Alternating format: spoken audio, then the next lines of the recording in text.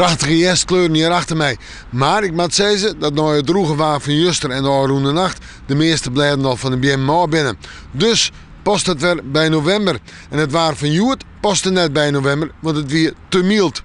Joen en vannacht rein. Het reint betiden stevig. En vannacht, ik denk een temperatuur zomaar bij de zon of de 8 graden hinnen.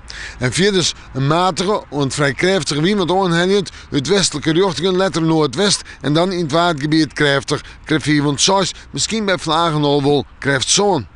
Maandag beginnen we met bewolking en een paar buien, maar de zon komt er regelmatig bij en die komt er meer en meer bij in de midden en dan wordt het op de meeste plekken gewoon droog. De temperaturen al wat 12 graden, de wind uit het noordwesten tot noorden waait en die is matig en krachtig, het sterkst in het kustenwaardgebied en letter op het dag aannemend. In de nacht zijn 2 graden en kans op frost aan de groen. En dan de sneeuw. Ja, het wordt nog wat kouder, mensen. Zo'n zon of 8 graden houdt het mooi op, denk ik. En we gaan zinnen, maar ik kom eens op een bui of een buiken, vooral in het eerste pad van de dag.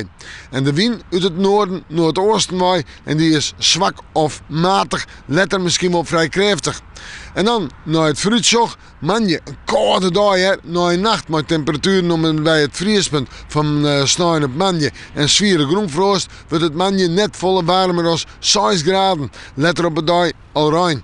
En dan hebben we het door wetterkoud waar en deze rein. Wijze rein, de temperaturen rennen dan op naar zo'n of 8 graden.